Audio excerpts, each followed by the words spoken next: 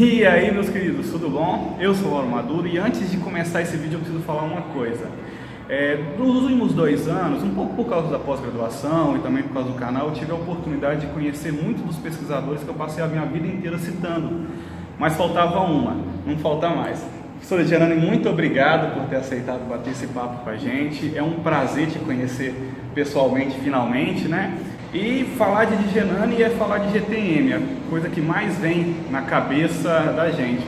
E eu queria saber, se eu pudesse explicar para o pessoal um pouco, o que significa esse gerenciamento da terapia medicamentosa, em que ele está baseado, o que ele busca. É claro que a gente tem um tempo curto, não dá para destrinchar, mas para o pessoal ter noção exatamente do que é esse tão falado GTM.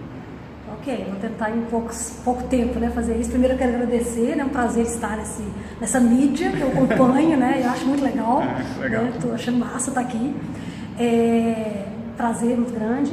Bem, o GTM, o Gerenciamento da Terapia Medicamentosa, é um serviço clínico que reflete todo o arcabouço teórico do que a gente chama de atenção farmacêutica, ou às vezes eu gosto de usar o termo em inglês, né, para a gente saber a que a gente refere, o Pharmaceutical Care Practice, né, que foi proposto por Cipoll, né, Robert Cipoll, Linda Strand e Peter Morley, e desde 1990, né, que veio com algumas alterações nesse tempo, mas o serviço de GTM ele é realmente a expressão desse arcabouço teórico. O que significa isso, né? O GTM ele segue, é um serviço que ele vai refletir os aspectos filosóficos da atenção farmacêutica.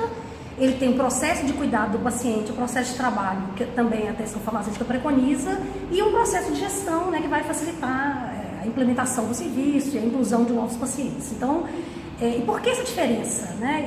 E mais cedo eu respondi essa pergunta, né, de uma das farmacêuticas aqui.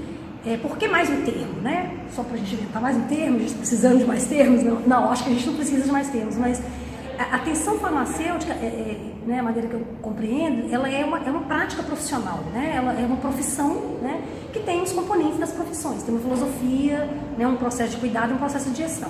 E quando a gente fala de uma profissão, de uma prática profissional, e a gente discute a teoria dessa profissão, é uma discussão teórica que a gente faz dentro de uma escola profissional.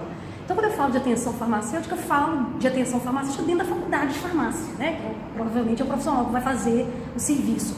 O serviço, ele é o reflexo, a tradução todo esse arcabouço teórico, mas como um serviço. O que significa isso? É aquilo que o paciente vai experimentar. Né? Quando o farmacêutico entra no consultório, vai conversar com o paciente, fazer uma entrevista, né? Avaliar a farmacoterapia para ver se tem problema relacionado ao medicamento, elaborar um plano, né? Acompanhar o paciente. Essa experiência, né? Isso é o serviço. Então, é a mesma coisa. Reflete a mesma coisa, mas não é, porque quando eu falo de filosofia, a filosofia é uma discussão entre os meus pares. Eu não vou conversar com o paciente e falar, a minha filosofia profissional, paciente, né, senhor fulano, é essa. Não, isso é uma discussão que a gente faz entre nós.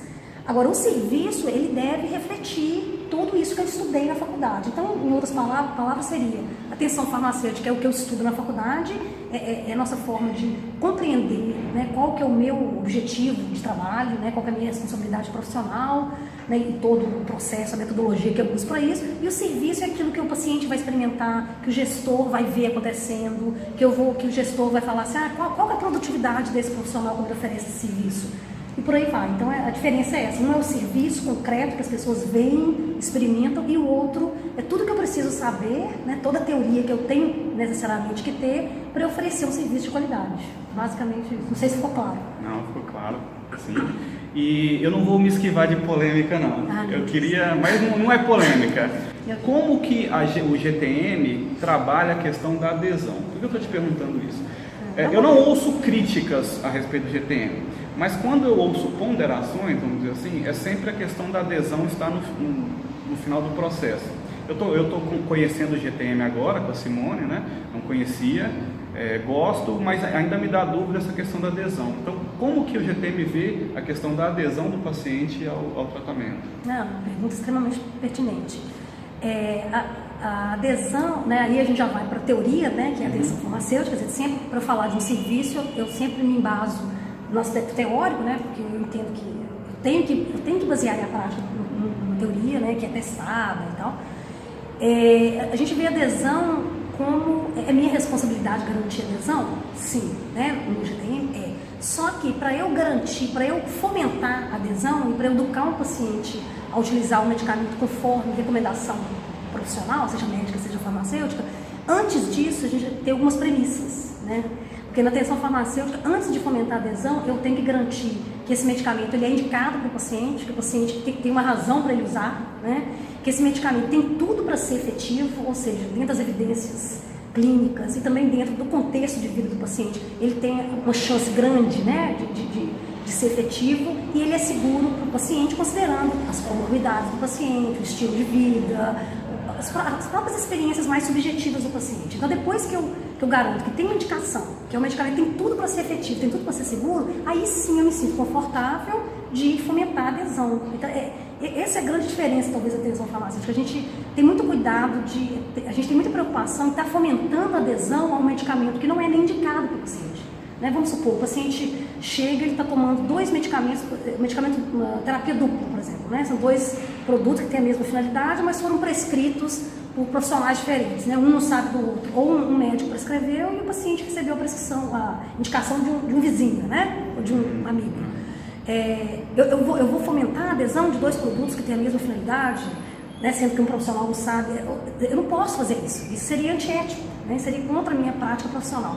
Então, o que eu tenho que fazer antes? Espera aí, são 2 ranitidinas, né? 2 omeprazol, eu tenho que definir. Então, o problema aí, antes de eu pensar em adesão, eu tenho que pensar assim, esses 2 medicamentos são necessários? Não, tem terapia dupla, existe um medicamento desnecessário. Então, eu começo por aí. Primeiro, eu vou ter que eliminar um desses medicamentos. Depois, eu vou trabalhar a adesão.